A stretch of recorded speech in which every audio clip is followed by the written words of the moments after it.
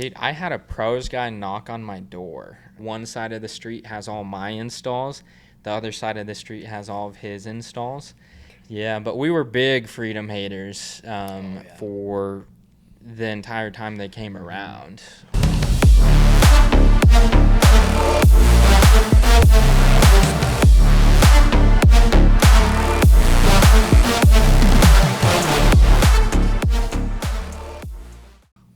What up, Solar Pros? Another episode of The Pursuit coming at you. I'm your host, Josh Holland. Today's guests are my boys, Mamba Nation in the house. We got Cayden Larsen and Logan Swanson. What's up, boys? What's up, man? How's it going? Bro, good. Thanks for coming in. Yeah, thanks for having us. Dude, I'm excited for this one. First off, I want everyone to understand, like, these guys, I don't know. There's only a couple people in pros that I have as much respect for as you guys, and for what I've seen you guys do from the time you came in, just how fast but just strong you guys have built your region. A little highlight of these guys, like, came in a year ago, December, right? January 8th is when I signed. January 8th. Came in, how many guys? There's like five, seven guys. Yeah. Really not a whole lot. And then became regionals, like hit regional numbers by when? I think it was June, so about 6 months in. 6 months in hitting regional numbers. So it's the fastest anyone's ever came or like became a region in pros history. So shout out to you guys. I mean, that is just incredible. Just testament to like what you guys are building. And then finish the year with just over, I forget the exact number, it was like 800. It's like 829. 820s, yeah, 829 installs. Dude, just incredible. So shout out to you boys. Appreciate it. Yeah, Thank you. Well, we were chasing relentless. There you go, dude. There you go. But yeah, so with how we kind of have this one set up, really want to dive into what Mambas does. You know, you guys are killers in so many ways, so really want to expose that. But before we kind of dive into that, like, let's get to know you both so everyone kind of get a feel for you guys. Logan, why don't you start, kind of just give us a little backstory, like where you grew up, and then like your journey like, getting into door to door. Cool. Yeah. So grew up in Virginia, Richmond area, so city boy. Let's go. Yeah, I mean, I had some struggles growing up. We weren't, well off by any means, but when I turned 20, I made a pretty big pivotal change to how my lifestyle was. I started getting more religious. I kind of cut off a lot of the people that were kind of dragging me down at that time. Just all in Virginia? All in Virginia. Okay. Yep. Made kind of a 180, moved out of the state, just got out of the environment completely. Moved out to Rexburg, Idaho, went to school there. So typical BYUI kid. But I actually converted to the church when I was 20. So that was kind of a pivotal moment for me. Waited a year, served a church mission. Nice. On the mission, loved it, right? The interaction. Where'd you serve? Arkansas. Arkansas, let's go. Yeah. So being able to knock doors and talk with all walks of life prepared me. Yeah. Right? Like, I came home, I had remembered talking with a lot of different managers from past security, all wanting me to come back out and sell with them once I got home. And so I knew I was going to get into it at some point. Got back home, found a little local company, didn't think much of it. Horizon, found them. Shout out to Horizon Power. Yeah, shout out Horizon Power. Didn't know if we were allowed to shout them out, but no. So I started with a little local solar company. Wasn't even sure I was going to kick it with them, but just wanted to get hot, right? Get ready to knock some doors. Were you recruited into it, or like Indeed. Indeed. Yeah. No wonder you guys are love Indeed. Blood We Indeed. both came from Indeed. Let's go. Yeah, we live and Indeed die. in Rexburg. That's insane. Indeed in Rexburg. Yep. Dang, bro. So what year is this? This is 2019. Me and you were up there at the exact same time. I had just moved there. I moved into my house in Rigby. Yeah. In December or January of 2019. Okay. I probably knocked on your door. Yeah. honestly. Probably did. I ran Rigby. Yeah. So got brought in as a setter. Loved it, right? Like, just everything about it. I even to this day I still love it. Like, love knocking doors, love just talking with people, making connections. Became one of the top reps. COVID then hit, so we kind of transitioned from direct sales door to door to phone calls. We were doing warm leads, calling them up. That was still a blast for me too. I enjoyed it. It was, I got to do it from the luxury of my house and call people up. I was still itching for the doors, ready for the mask mandates and all of that. But after COVID, after things were released, jumped into closing, started closing after my first month. I think I put in eight accounts my first month. Let's go. So that was great, right? Like I think I was one of the top producers at that time. Owner reaches out, says, "Hey, I want you to move 5 hours away, open up a brand new market." I'm still like green, right? Like don't know what a tax credit is. Still super green to this.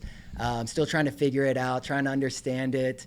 So I got put into leadership pretty early on into the sales career. What's the time period here?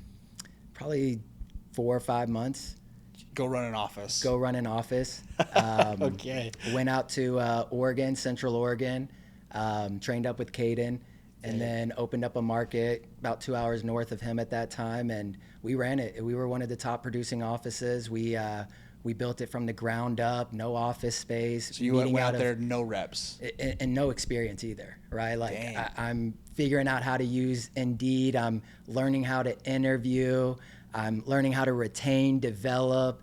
It was a lot of work, and I dove into it 110%. Like my life was solar manager, wanted to learn every aspect of it. It's a sponge. Yeah, and absorbing, and so built that office up. We had some trials, some errors, but all in all, just a ton of experience of what it takes to run a high producing office.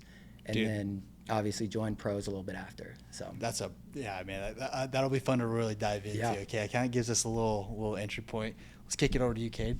Kick it over to me. My background. Yeah, just kind of fill us up to that point. Cool. Like where you from? Get us familiar, and then like kind of when you two started teaming up. Cool. From Colorado originally. Went on a church mission. I've kind of got a boring background. All right. Like raised great family, taught me great work ethic, morals, all the above. What did your parents do for work? My dad's a mechanical engineer. Okay. He's been a mechanical engineer for favorite customers 30 years. He would be an absolute pain of a customer.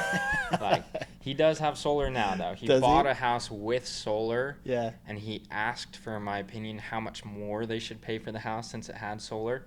It was right during that time, and I was like, you didn't let me sell you in Colorado. Like, that doesn't make sense. But mechanical engineer, my mom, stay-at-home mom. Cool. So good upbringing. Siblings? Older brother. Cool. And 2 younger sisters. Oh, right in the middle. Yep, right in the middle. Middle kids for the win. Let's go. Always. Went on a mission down to Argentina, and I would say that was a big pivotal point in my life of like learning. It's a different lifestyle down there. Like a lot of people don't have opportunities. Third world country, just and it really makes you appreciate what we have in the United States for sure. Totally. And spent all my time knocking doors down there. Like that's the only way to talk to people is knocking doors. You actually don't knock, you clap at someone's you learn to clap loud. You go down, drink mate with people, and spread the word of God. There you go, man. Wait, so what year is this? You're on your mission. 2016 to 2018. 2016, 2018. Yep. Okay. Mm-hmm. And you were before that. I was 1 year before that. 1 year. So Arkansas. Dude, I don't. What's interesting is wait, did you go to Rexburg after then? I did. Okay. I did go to Rexburg after. What year were you in Rexburg? 2019, January 1st is when I started. My gosh, dude, we literally all got there at the exact same time. That's crazy. Yeah. Probably connected at one point. Like I'm saying, dude, I ran Rigby. Like that's the only place I sold. I think I have like 80 to 90 installs out there. Dang. Were you selling at that point? Yeah, well, I had a region that we were doing like Sprint T-Mobile for Caliber at that point. Okay. So we had like up by the Walmart there, we had a huge building full basketball court, movie theater room, training rooms, own office. Like, we built that to just recruit out of BYUI. Love it. Yeah. So, but can you imagine if we would have teamed up in there? I We know, would have dude, back ran. in the We would day. have ran. Recruiters out BYUI. there, they're resilient. I have a million of those sales guys' numbers. They all say don't answer. Yeah. Because I get them for the free Pest lunch control. and then I'm out. Yeah, Dude. So, What I want to make a point on the mission thing is, at least like how it was for me, and I'm sure you guys can relate to this, is it really is like that first time where you're like, you kind of just are all in on something like you've never been before. It's like from morning until night, and even in your dreams, dude, like you're dreaming in foreign languages, and like you're just so committed to a cause that it kind of shifts your life, and like you're kind of not the same after pouring yourself into something like that. Maybe share some of your guys' experiences there of like just what that was like to just kind of give your 2 years is a long time, dude. Yeah, that's a long time. It is a long time. It does go by super fast. Yeah. Everyone always says that goes by so fast. And honestly, like when you put in the hard work, like full dedication, and you're just having fun and you're dedicated to one thing, it's like it goes by fast. Like you have a time of your life. It's like you've got your goals, you've got your mission, like you're on a mission, like, but you have like your personal mission out there, and it's like when you dedicate fully to that, it's just so much fun. Like the people become, you become, I always tell everyone, it's like I'm 10% Argentinian or Argentine. Yeah. It's like I still drink the mate every day. I still, I use Spanish all the time, but it really does change your life, because it puts you in this perspective of dedicate everything to one thing and give your whole life to it, and it just shows like how much joy there is in it. Dude, super well said. What about for you? Yeah, I would say pretty similar in the sense of going out there. Biggest desire for me was to try to change lives, right? And we can talk about how that compares to what we do now, but I think when you are all in and your main focus is to serve and help others, I mean, there's a million quotes, there's a million parables about how much that does for you. Yeah. And I think one of the biggest things that it did for me was give me tough skin, right? Like throwing problems, there's always going to be some sort of, stressor, some trials, some tribulations. And when your purpose is to serve others or to help out in a community, none of that matters, right? And then you start developing the traits of like, okay, cool. So when things do hit the fan and things do get hard, okay, this is how I overcame it on my mission. This is how I, was able to put aside some of the harder things and focus on what's important. Yeah. Dude, I look back at, I served in Mexico. Okay. So, just like the experiences you have out there, you're just like, you just don't get that any other way. And like, I don't know if everyone knows like how a mission works. It's basically like these 18, 19-year-old kids pay to go serve 2 years in like the LDS church will send you to somewhere in the world, and you just live there for 2 years, and literally you wake up, plan, you're like so efficient with your time, like you're supposed to work out, and then you go and proselyte, like, and that's either knocking doors, contacting people in streets, or there's other methods of doing that, and then you literally do that all day, teach people, baptize, like just like pouring into them, Make serving a ton them. of connections, the relationships Dude, you build, and I think that's another thing is you're able to like deepen your understanding of what other people are going through, the empathy and understanding like people all operate differently, and how they operate is, you don't have to always be so aligned with that. And it just teaches you how to work well with others. Totally. Yeah. You got to deal with you got a new companion, every couple of transfers, and like you live with this guy, and there's just so much that goes into it. You're just so young. You look at it now, you're like, in that time you feel old, right? You're like, dude, like I know life, and then you look at it now, you're like, bro, I didn't know jack. You look at the missionaries now, and you're just like, man, you guys are babies, little babies, Yeah. dude. It's crazy. Yeah. So, dude, it really is such a cool thing, and I think it just says a lot about character with guys. Of if you're willing to do that, there's a number of reasons of why people do that, but I think you can always tell when guys go and just give it their all. Like it shows up in, you know, how you are with your family and your Mm-hmm. kids, and you know, we all have kids here, and like it's just cool to see and like relate with. Yeah, absolutely. So let's go back. So finish your mission, Mm-hmm. move to Rexburg. Yep. So I finished in October, moved to Rexburg January 1st, I believe, and was going to school to become a lawyer. Actually, I was going through business. He'd be analytics. such a shark, dude. Can you Yeah. imagine this dude in the 100%. courtroom? That's what I was like, man, like what could I be good at? Yeah. What would I have fun doing? Right. And my uncle's a lawyer, and he talks highly of it. But so I went there, actually met my wife literally on the first day moving in. Yeah, just wild. And the funny thing is, I had a goal to get married within a year. I was like, of Typical being return home. missionary guy. Absolutely. I was like, I want to find my partner, you Yeah. know, and found her day one. Boom. Like, yep. Let's go. I ended up finding a job. So I just went full blown the first semester in, you know, I had 14 credits, took all my Spanish classes, got all those credits.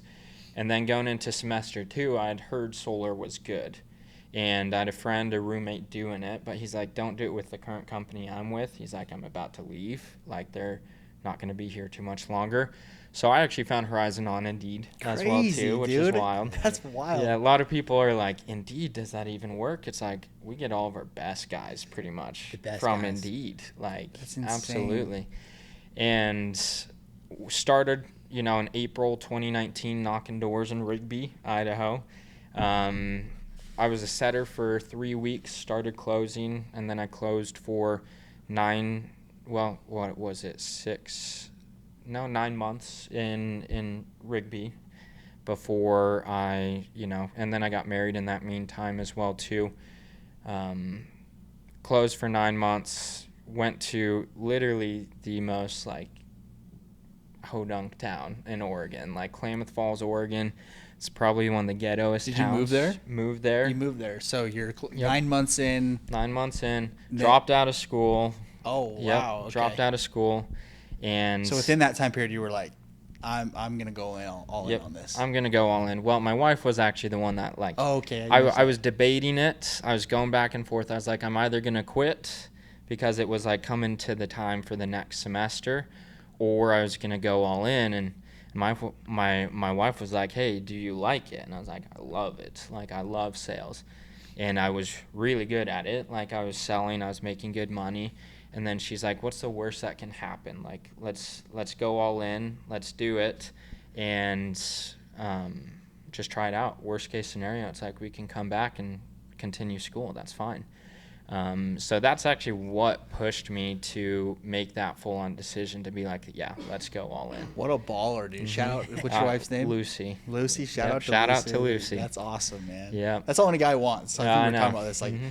a girl is just going to, she just believes in you like that. It's Yeah. like, you're like, dude, I'll run through Yeah. walls. She's actually a dental hygienist. Cool. The reason we went to Klamath Falls over like Medford was because it had a dental hygiene school. Okay. And she always says it now. She's like, oh, dental hygienist makes $80,000-$90,000 a year. So she's like, worst case scenario, I can provide while he goes back to college, Yeah. right? But we went out to Klamath Falls. Same thing, random little town, tiny little town. And So where are you at this point? I'm in Bend, Oregon. So you're in Bend. No, you just started. Oh yeah, when when he was I in moved Klamath. to Oregon, he started like the next day. Yeah. Wow. Yeah. Okay. Mhm. Okay. Yep. And so when you went out to Oregon, did you have any guys, or was it from scratch? I brought one guy with me, and we were both 20-year-olds. Like, it was wild. Two 20-year-olds, tiny little town, and no office as well, too. And it's just like building from scratch, you know, never done it before. I'd been closing for about 9 months, and it's like never, you know, obviously you have a lot of experiences from the mission, but it's like do or die out there, you know, straight commission, everything, do or die. Moved out there, dropped out of school. It was pretty wild. Did Horizon help with any of that, or did they just move out?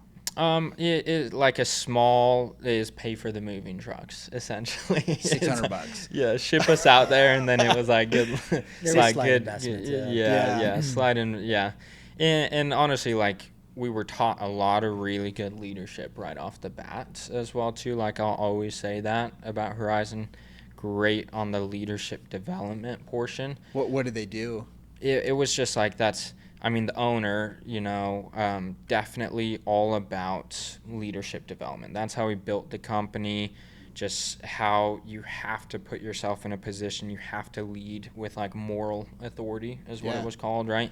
And it's like you've got to be doing everything and lead from the front and really just, it's like, go all in on it. And which I guess is why we were sent out to random towns that Horizon Power hadn't even installed a deal in Oregon. And it's like, boom, send you.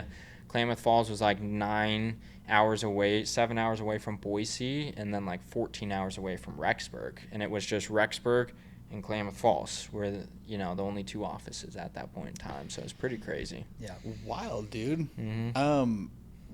And I mentioned this before we started. Like, this is the part that I want people to understand about you guys was, I think a lot of people assume like these guys coming to pros, they're these young guns, and like they're just killing it. Like, everyone should be a Mambas. It's like, let's rewind the clock a little bit and be like, dude, how were we born into door-to-door and solar? It has so much to do with all of the things that are compounding that are, on a better platform, much better platform. Yeah. For sure. Where you're like, dude, all of these things can go right, but you're like, so when you guys came over, it was like no big thing. It was like, I don't care if we have one guy tank. It doesn't matter. Yeah.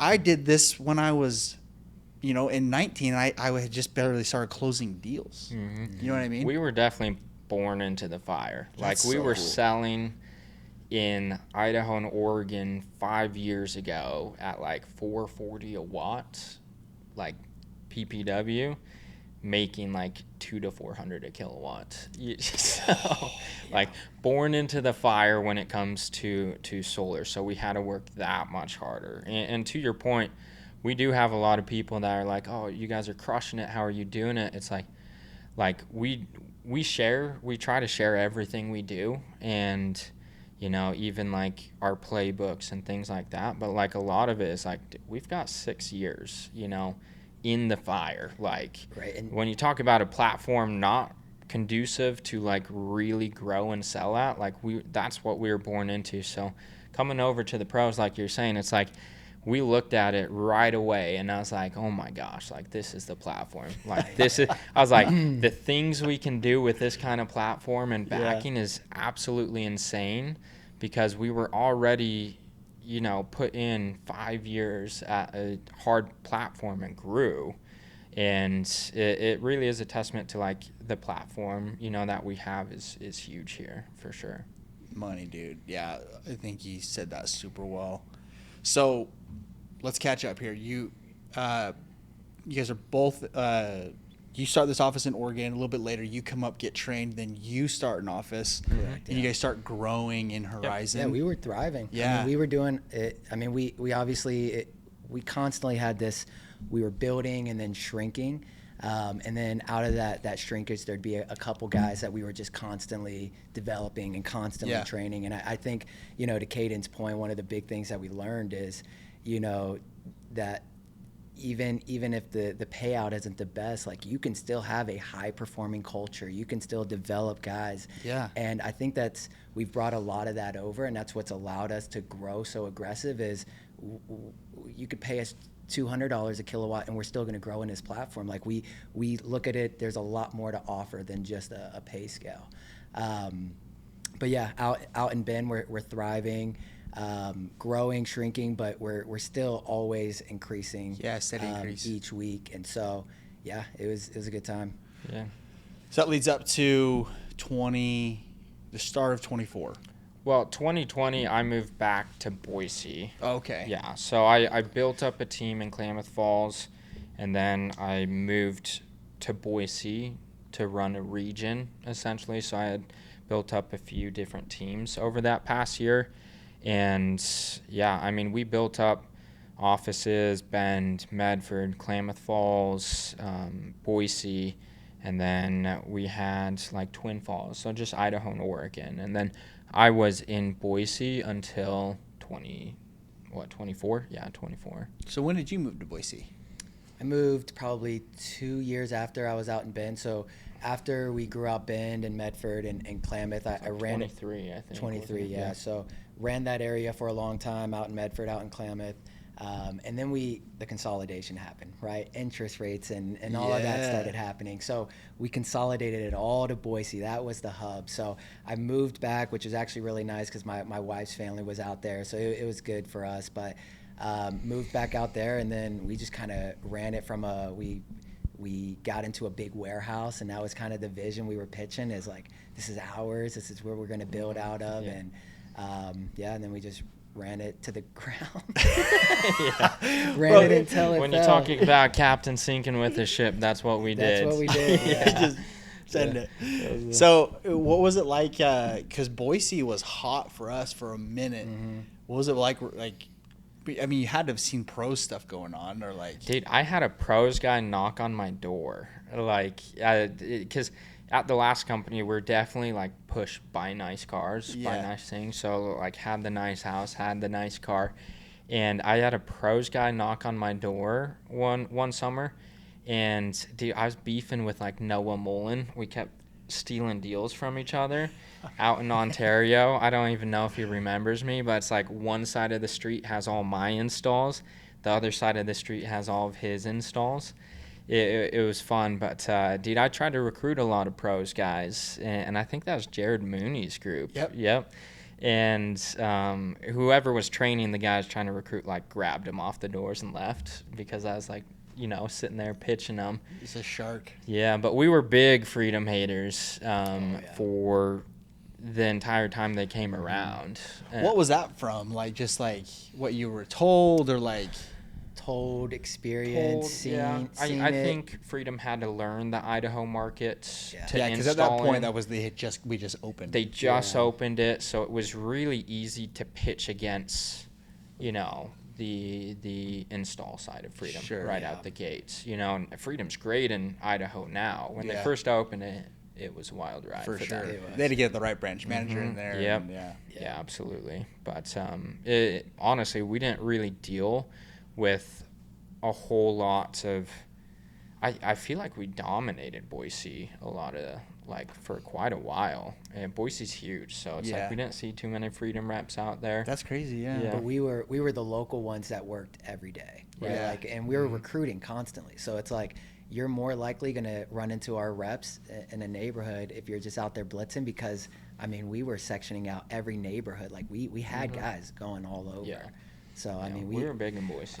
We dominated it, but we obviously there is some downfalls there too. So the whole thing comes to a head, and you guys are like, you're just watching Horizon kind of fall apart. Yeah, there was a lot of clear signs. There was a lot of signs.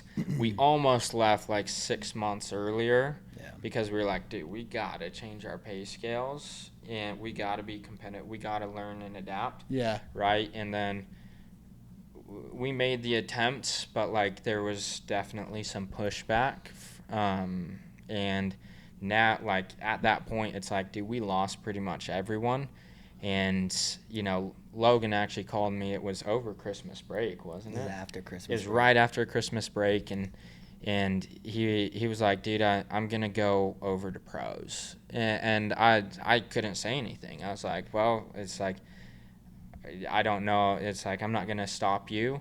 And then I was like, bro, I'm not going to try to rebuild this myself on a platform that's nowhere near as conducive to growth. Yeah. And for reps, for pay scales, for everything, it's just is undeniable at that point. So I was like, well, I'll go sit down with Chris as well too. Old Malinky boy. Malink. Shout out, Evolve. Bro, Malink's the GOAT. Yeah. I love that. I remember that. I remember him calling me. He's like, dude, I'm meeting with some of these Horizon guys. Horizon's kind of all consolidated. He's like, these guys are monsters. And I was like, for real? He's like, yeah.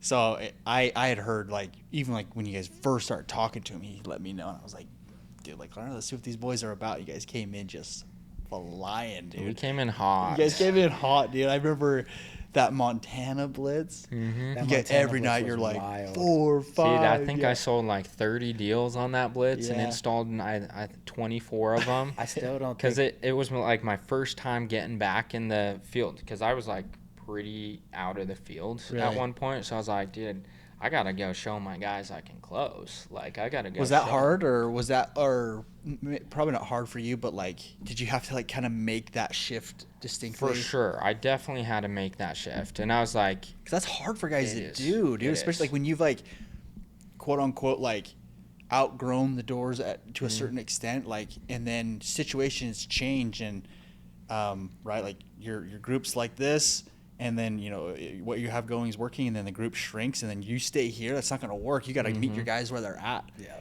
And it's hard for a lot of guys to make that shift. What was that like? yeah, it honestly is super exciting, because Yeah. I love the doors. I love the sales.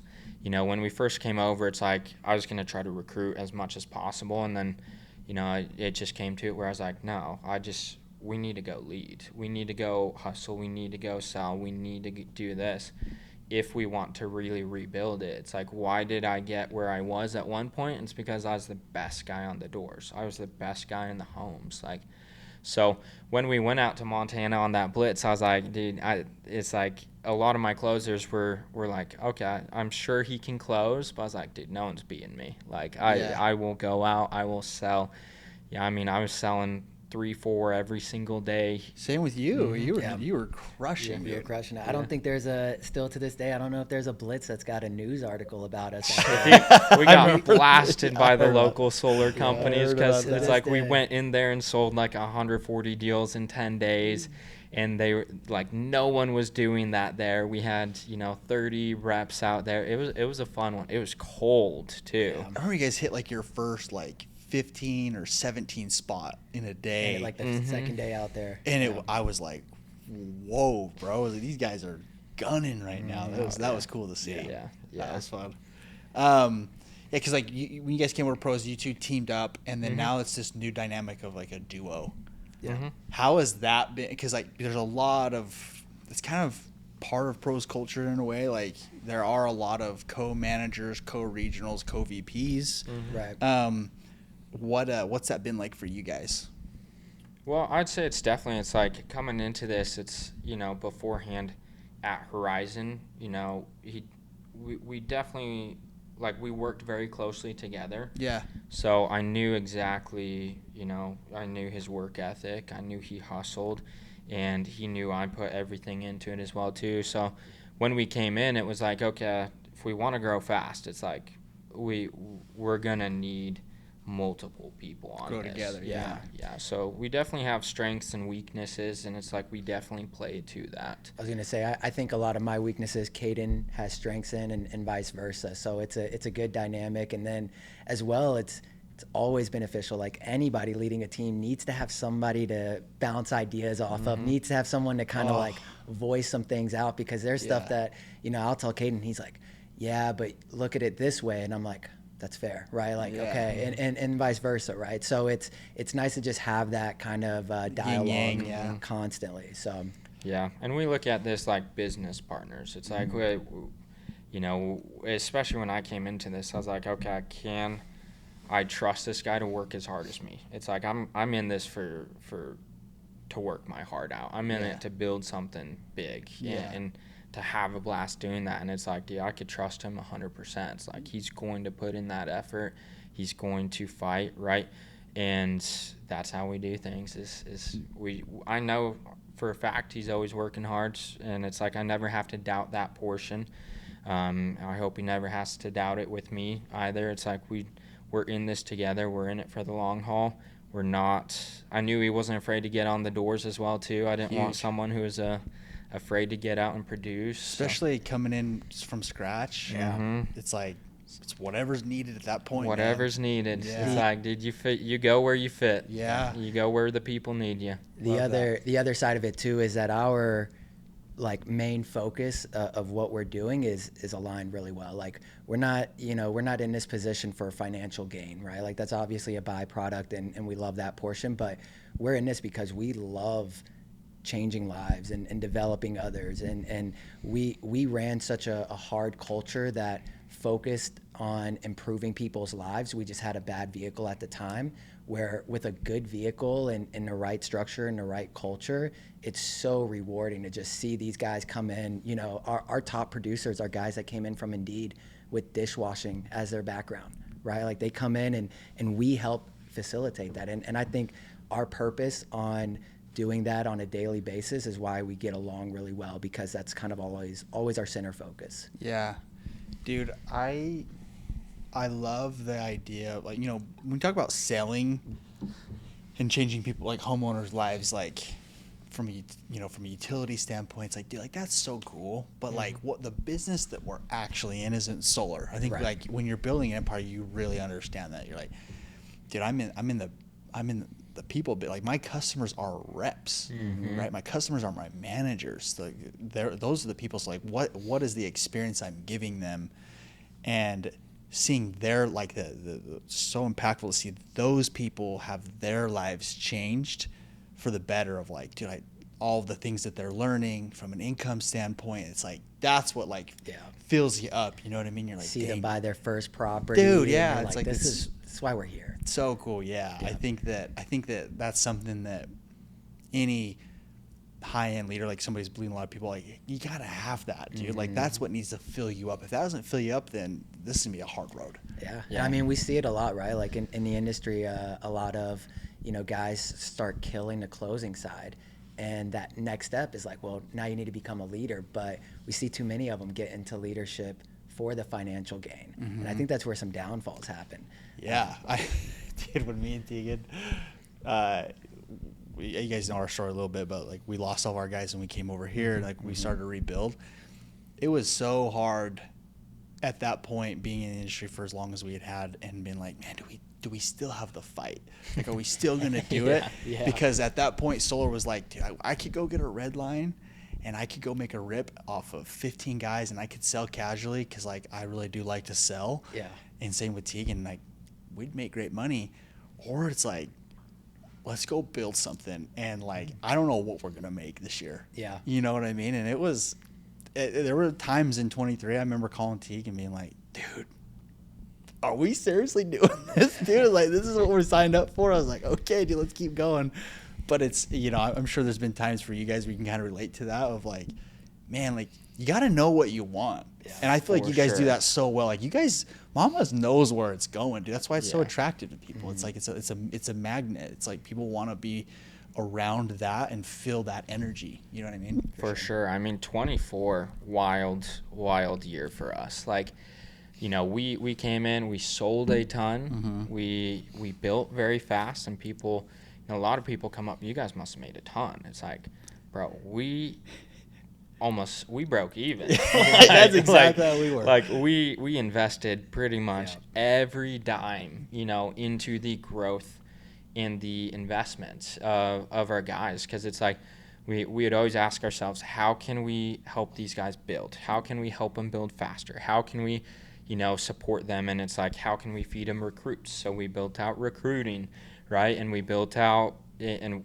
funneling money into that, you know, office spaces, gear. Like we wanted to be such a wind at their back. And it's like, yeah, you know, last year there were points where I was like, man, you know, do we just build one team and just sell like crazy? Make some money. Because, I mean, there's guys out there that do amazing at that and make a ton of money doing that. And, yeah, it's attractive. It's definitely, you know, something I could do. But, I mean, when you've got the love for the game or for the growth, or honestly the love for your people, in the sense of wanting to help people build that, like, it's like you have to be dedicated to them, like through thick and thin. It's like those are my guys, those are our guys. It's like we got to be there for them every single step of the way and try to invest everything we can. And even going into this year, it's like we are constantly trying to figure out how to invest more into our guys' growth at this point. So yeah, I know that feeling all too well. Yeah, man. I think that's why I just have a lot of respect for you guys, because I know in a lot of ways. Our journeys are a little bit different in some ways, but like I know what it takes and like what, just like how gritty you got to get at some points, and like just some shitty situations that happen, and you just roll with it. So I think like you guys are, built for it in a lot of ways of what your experience has been, and transferring that to your people. What does that look like when it compounds, once and then twice and then 10 times? It's like, that's when it's crazy. It's like, dude, that was just year 1. Yeah. You know what I mean? Like, wait until year 5. It's like, it'll be cool to see you guys. It'll be fun. Yeah, it'll be fun. Dude, talk to me about, your guys' dynamic, how you guys are splitting up roles and stuff like that, and what you guys feel like helps co's discover like how to split up tasks or things like that inside your business. For sure. I think like coming into this, I had a lot more of the background of like the systems and the organization, where Logan was coming into this very much selling in the field. Yeah. Right. So, I'll do a lot of like the systems, the back end, the recruiting, building the recruiting system, managing Indeed, doing a lot of that portion there. And coming into this right out the gate, Logan, his main role was definitely, hey, we need someone to get out and sell. Like that first month or two, like he was purely selling, and I was just like laying a lot of the groundwork for the growth that we wanted in like the systems and the recruiting and the, getting the spots, like, and then there was that flip flop. I was like, I need to get into the field as well too. That's what's so cool to me, is that like, it's like, hey, you go attack this, I'll attack this. And then it was like, hey, okay, that now it's time for me to start getting in and getting in dirty. I'm sure like maybe you start getting more involved with the recruiting and stuff like that over some time. And it's that ability right there as a partnership to see the need, meet the people where they're at, or make a little change in the yin and the yang, and that's powerful. Yeah, because I'd say I'd probably spend a little bit more time. Like I moved to California now. Took my wife back to her family as well too. Nice. But we're building out big there, so I do spend a lot more time now in the office, in the field in California, where Logan definitely is traveling more. Yeah. To those teams and working more of the recruiting on the back end. So yeah. Is that something you guys talk through and being like, hey, like I think this would be our best advantage, or just kind of fall into place? Both. Yeah. For sure. Cool. Yeah. Both for sure. Yeah, I would say our main focus, right, is like serve others, get people in the spots that they need to be in, and so wherever is needed, that's where we'll go, right? So I do a lot of traveling. I do a lot of being direct with new markets, new guys, helping them basically take their office from nothing to something, right? And using the experience that I've learned through it, and Cayden has great backing to support it, and so it's a huge dynamic that we have. Yeah. And he hits a lot of the blitzes, that goes on. So he's just out in Medford selling with the guys, and that's one thing we always try to do, is we've got to stay relevant in the field. At the point in our life where we're at, like when I say our life, I'm talking about like Mamba's lifetime. Yeah. It's like we're at the point where it's like we've got to get back in the fields. Not get back in the field, but really become a powerhouse in the field. Totally. Again. So which is hard. I mean, it's hard. You're growing. You got so many other responsibilities and things to do, and then like selling is taxing. It takes a lot of time, and then fall with a customer. Like you have your own personal deals, and then you prioritize your deals, you prioritize your guys' deals. It's like it really is like when a manager finally becomes a manager, he's running a team, he's taking appointments, running the schedule, running correlations. It's like now you get into this whole dynamic of, dude, how do I delegate and empower other people, because I'm going to get spread so thin. For sure. And it seems like you guys are really starting to figure that out too with your people, like how you delegate. I was going to say, we took a play out of your book. Oh, really? I hired an admin. Let's go. To work on the project management, because I definitely found out me working the project management and like trying to get my reps to clean up their deals personally was actually very taxing on my relationship with them, because I was like, come on guys, net deals, clean deals, let's go. Yeah. And I was constantly doing that to the point where, guys were like sick of hearing me. So I was like, called up Josh Holland, no answer, no answer, no answer. Oh, bro, this so guy. so I called up Tegan and got some feedback All on right. that. It's not a Hey, these aren't lies. These aren't lies. but we're trying to find a lot of ways. The reason we hire recruiters, the reason we hire an admin is like, those are tasks we need to buy our time back so we can actually continue to spend time in the field. Like, how do we buy our time back so we can, be with the guys? Yeah.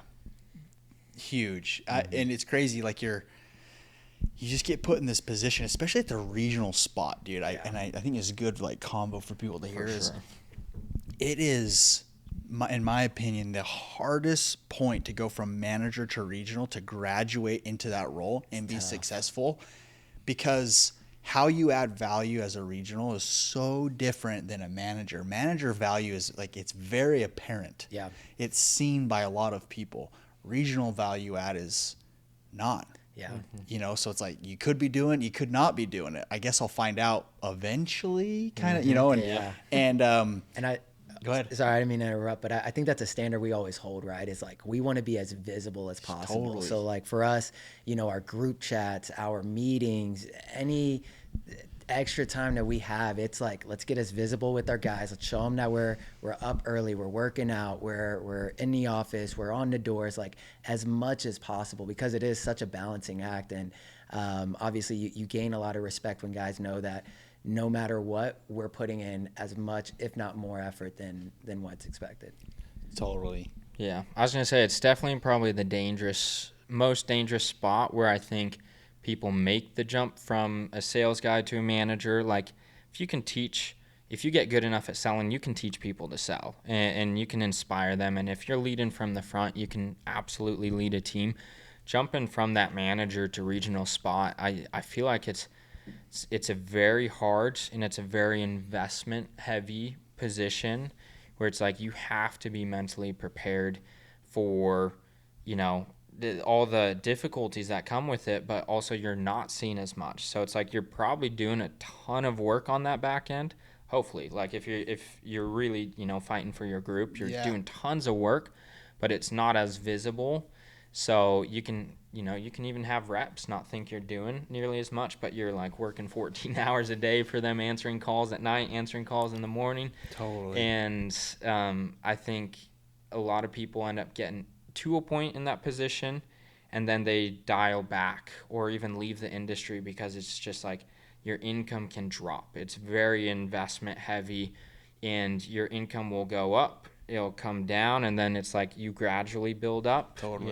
It's a lot of investment heavy, but like it's definitely the most rewarding long term, in my opinion, because it's like that's really a position where you can change a lot of people's lives when it comes to actually teaching them to build teams, helping them develop. But yeah, it's a very investment heavy. Law of the harvest put to the test. It's like, just because I planted does not mean I'm reaping tomorrow. It's like it's reaping 2 years down the road. It's like, dude, there's so much. Dude, what's so funny about this is Cam Gray was my regional at Dish 1, and bro, I was the entitled kid who was like, what's he doing for me? And this phrase right here, which is so common. And if you're saying this, I would ask some tough questions. They view like any margin or money that's being made by a leader as their money. Mm-hmm. Like, oh, I'm paying you to add value to me. Yep. And if you're not, then I deserve that margin. Mm-hmm. Yeah. That's a dangerous, dangerous place to be in. Obviously, the leader has the duty and the stewardship to add the value, but it's not your money. Right. Mm-hmm. It's not your money. And I would always be like, man, like, what's Cam doing for me? And then I became a regional. And after like a month, I called him and I was like, dude, I am so sorry. Yeah. I'm so sorry that I was that guy. because I just didn't realize all that you did. Yeah. You know, and even reps to even like a closer to a manager. I think you start to see that shift, but it's very evident at the regional spot, Yeah, it happens. Yeah. dude. So It's way more common now. Yeah. The entitlement and just expecting everything is, again, it goes back to the point of like, are you in this just for financial gain? Or are you in this to actually become better, be a different person than when you walked in the door? totally. Yeah, I think like having like your purpose of like as in like your business and obviously like your personal philosophies like dialed in of, man, like I'm in this for something different than like financial gain. Oh, you even said it's like that'll come.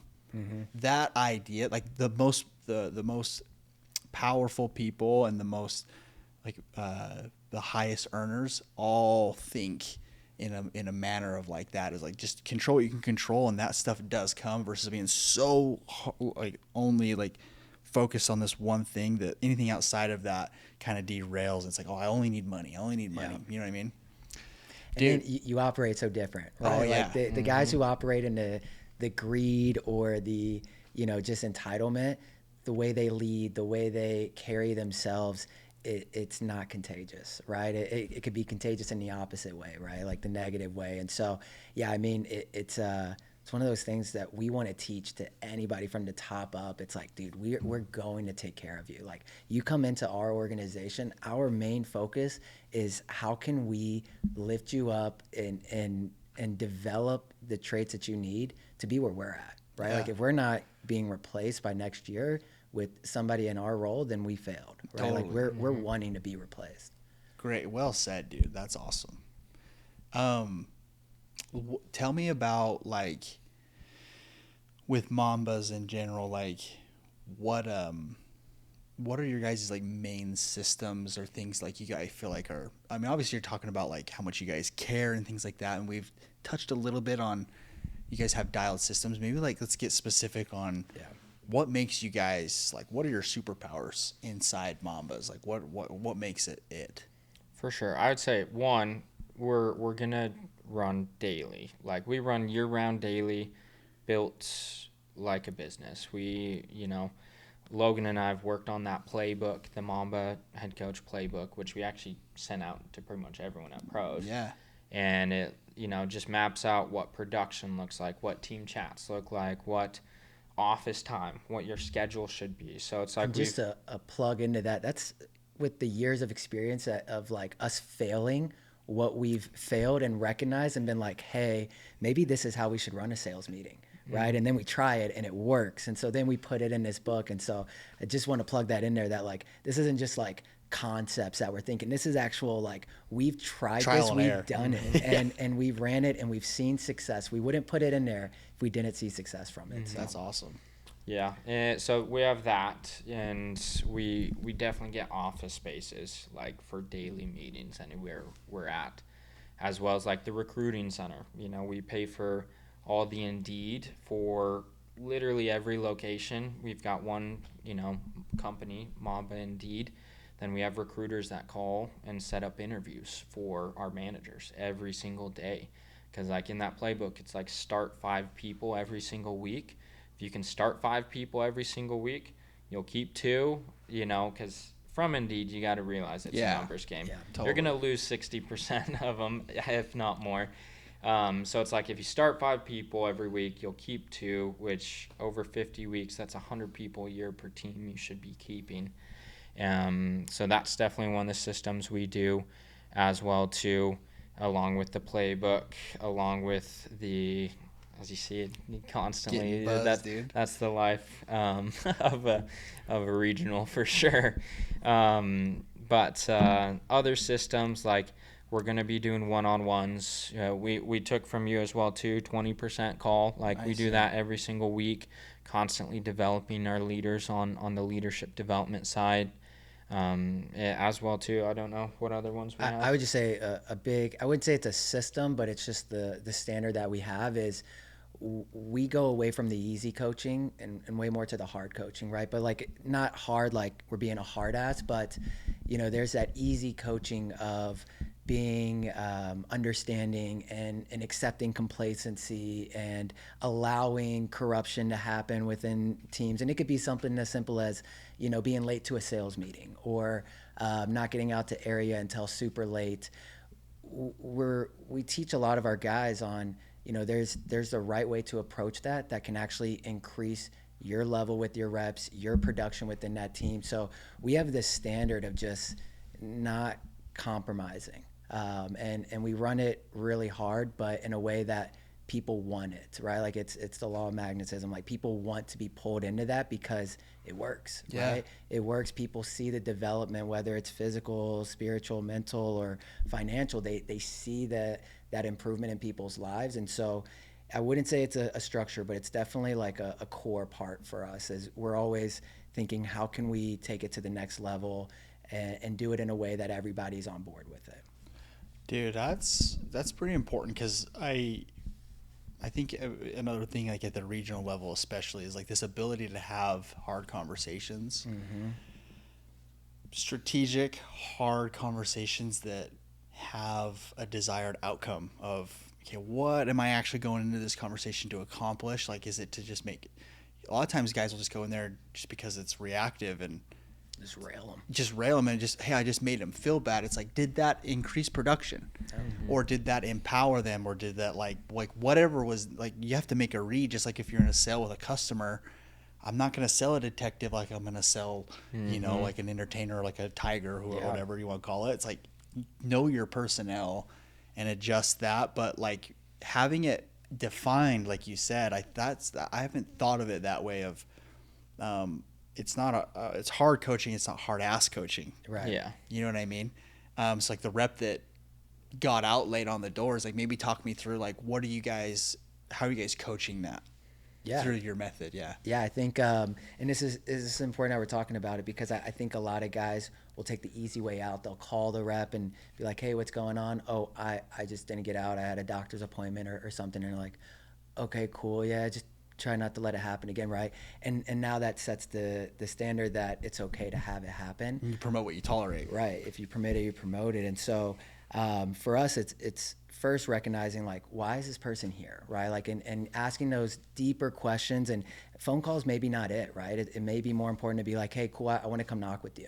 Like, let's just have a dialogue. Let's have a dialogue and discuss, like, what's your goals here? What's your aspirations? You obviously, you talked to me about how you wanted to step into a closing role or step into a manager role.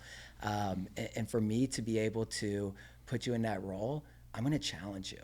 And I challenge because I know that if you do these challenges, it's going to increase your everything, right? And so, and I love this, is asking for permission.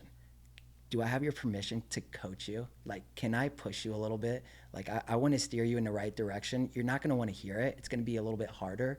But if I have your permission, I can promise you in the next month, you're going to be way farther in life than where you were now. And I think that's a harder conversation to have. And it's, it's a little bit more blunt. It's a little bit more bold, but guys aren't having it as much. And I think you see it in their numbers. They start to decline. And for us, it's what we preach and it's what we want, because we know that tough love is way more longer lasting. You'll have your guys stay longer. You'll retain reps more. You'll have more growth within, rather than just trying to find a leader outsourced. Dude, that's money. Yeah. It doesn't feel too tough. Like, it feels, I mean, it as long as they're in agreeance with it, then you can kind of be as direct. I think that the hard ass version of, like, let's get after them on the phone type thing, real quick, that's the cheap way. The one that requires more time, energy, focus, intention, is what you talked about, and that's why it works better.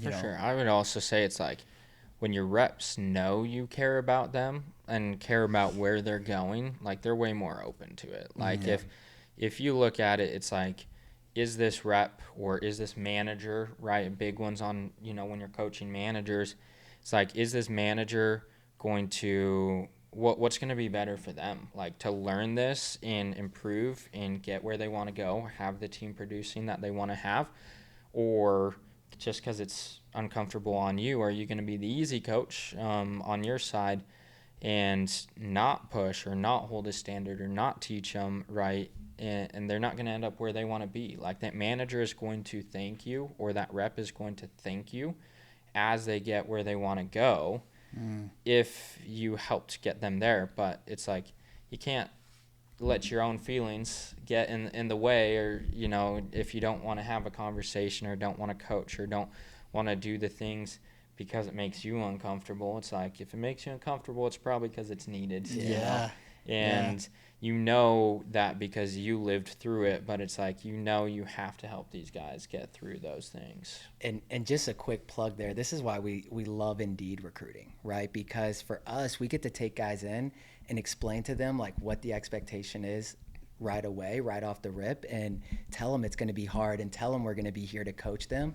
And we're able to like really build organically versus, you know, trying to find people. Like, I actually prefer to train somebody up that's never done it than to bring somebody in the industry. Because the guys in the industry we talked about, right? They're entitled. Yeah. They've lived different ways. They've, you know, maybe they're sitting waiting for leads.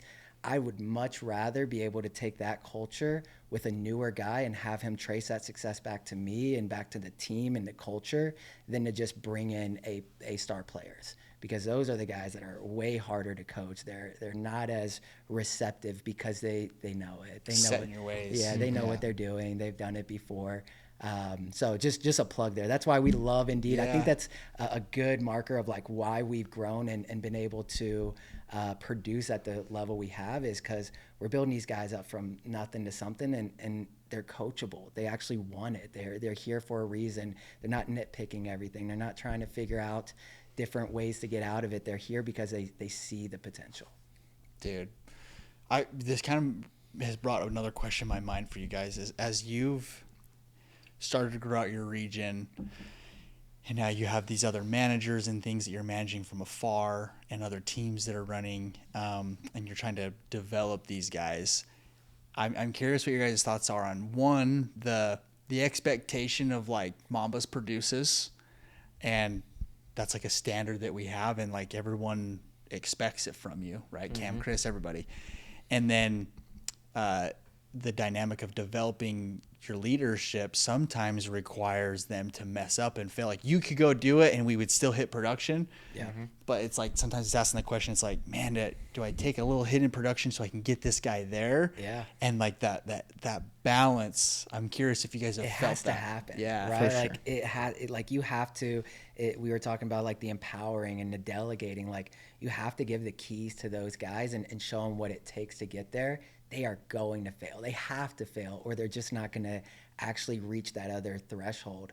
And so I think it's necessary, and I think that's a big push for us, right? Is like, how can we delegate and empower our guys and give them that same level of responsibility to go out and produce and expect them to fail.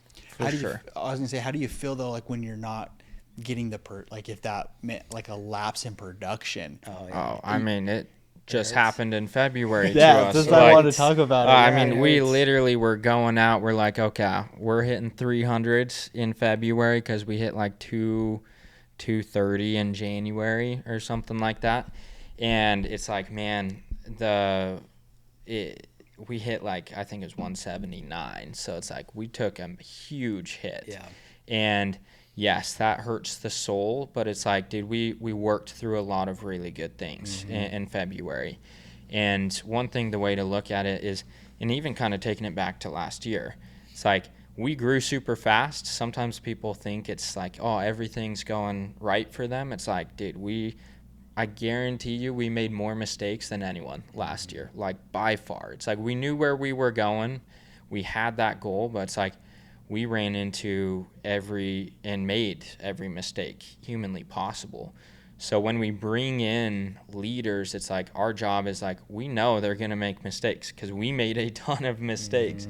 We hit the blitz that had 25% realization rate. You know, we did that. Like, so it's like, so when our reps do it, it's like, oh, it's our opportunity. It's like, okay, we did that. Now let's coach them through it and try to make it so that clip is not as long when it comes to those times and those mistakes. But it's like, I mean, we've got, some managers, newer managers, like in Northern California with me, first 5 months, 6 months in solar, Cayden Walker out there, and they're crushing, but it's like, bro, he's brand new to solar. And for him to go make a ton of mistakes, it's like, I welcome it. Okay, let's learn from it. Yes, it sucks. Like, they just had a blitz that they had a lot of learning to do off of that blitz, and it's like, that's okay, man. Like, that's what we're here for. As long as you're going to fail forward and take those mistakes and learn and develop from it, like, that's all that matters. It's like, just go learn from all those mistakes. And it's, from our side, it's like, yeah, I mean, we've made more mistakes than anyone in this, and that's how we've gotten to where we've done it. We've done it for 6 years making mistakes. So it's like, yeah, we you got to have grace with your guys. Yeah. And you got to know that, hey, those hits in production, it's like, yeah, did last month hurt? Yes, it hurts my soul a little bit. But at the same time, it's like, I know we're going stronger into March, and I know we will have a much stronger summer from that February. And we learned some more crucial things last month as well, too, where we got too much on production, pushing too much on production, that we actually even lost influence with our, some of our leaders, because we were feeling that pain, and then we had to dial back and refocus ourselves to be a wind at our guys' back, to help them develop them instead of getting too caught up in the numbers as well, too. Yeah. That's exactly why I asked, because I can just relate to, like, it's such a balance of, like, how do you – we're supposed to always produce, you know what I mean? Especially, like, when you've kind of made your name in that. Mm-hmm. And then, like, you sometimes you have to give up short-term production for long-term production, but then it's like you can give up too much. It's like there's all these variables, you know? But it's cool to hear you guys' how quick you learn from that. Like, that's something that's, like, very apparent. It's like you're and then celebrating the wins that you are getting. I think that's so hard when you're only leaderboard focused. Is that, like, is that actually a representation of, like, where your business is at? Because you can do a lot of things to make leaderboard look good. Yeah. But doesn't mean, what about installs? What about these Absolutely. things? Like, did anyone develop? Can I actually replicate that? Could I step away and could it do that? Yeah. And all these things start coming to mind. Yeah, that I think that's a pressure that a lot of people don't realize is on, upper leadership and things like that. And then it reminds me, dude, of, like, the twin pillars that kill success: impatience and greed. Mm-hmm. It's like, hey, I'm not making enough money, I gotta go do it, or not having enough patience for your guys, so I'm gonna go do it, and then I take away the power I'm trying to give them. Yeah, I think that's a big learning thing for us this year. It's like, obviously everyone wants to go hit the partner pool, hit 6,000 installs. We came into this year super hot, and we really had to, like, check ourselves and make sure it's like, hey, we got to make sure we're developing our guys. Like, this is what we're doing. We're not doing it for us to get to where we need to go. It's like, we've got to make sure we stay focused on our guys. And yeah, if that means we take a few months to redevelop that learning and that momentum, it's like, it'll come. Like, it's that investment. Yeah. We'll jump back up there. We'll get moving. And it's not like we took too big of a hit, but, like, it definitely, it's been a wild year already.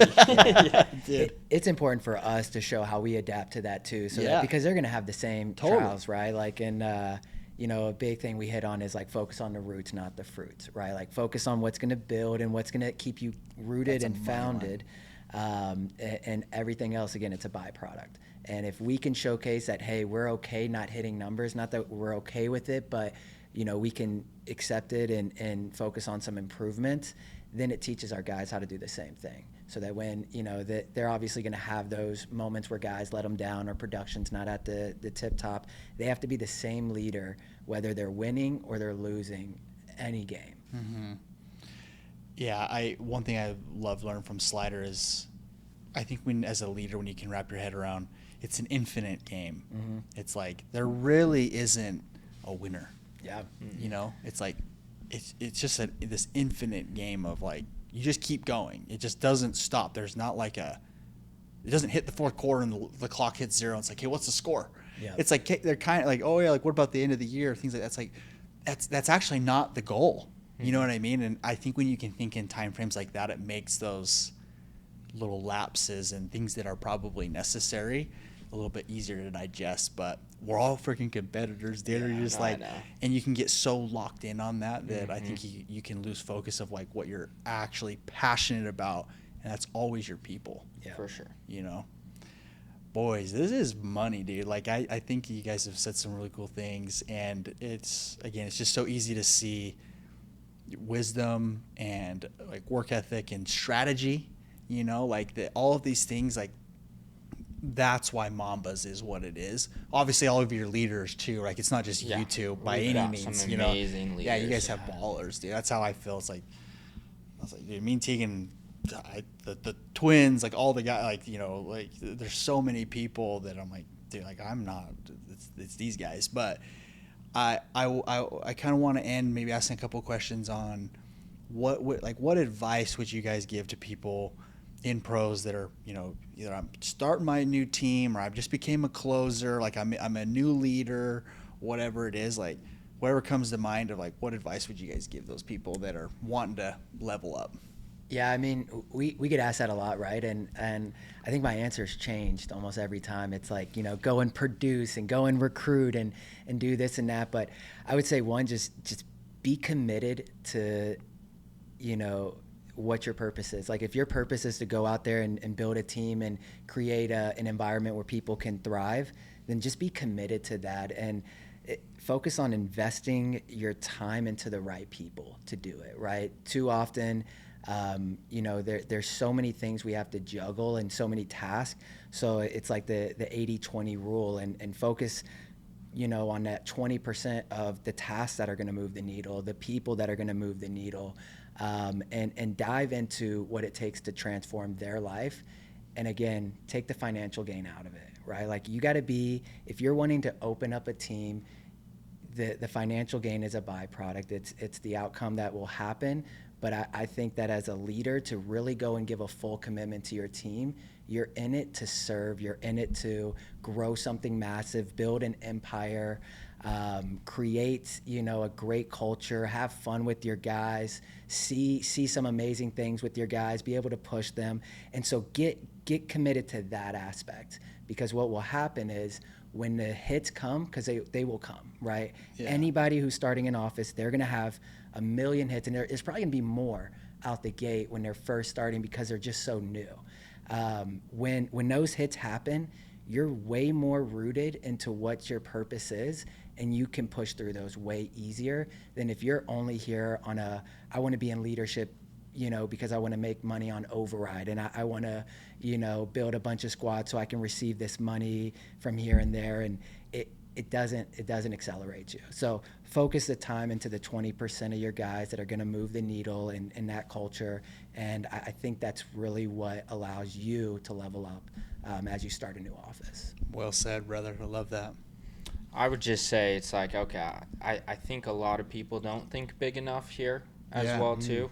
I think the platform we have here is absolutely insane, and it's like it's a once in a lifetime opportunity. Like if you really look at solar, look at where you're at, look at the opportunity here, it's like go big. Like you have nothing to lose going big, and then at that same time be resilient.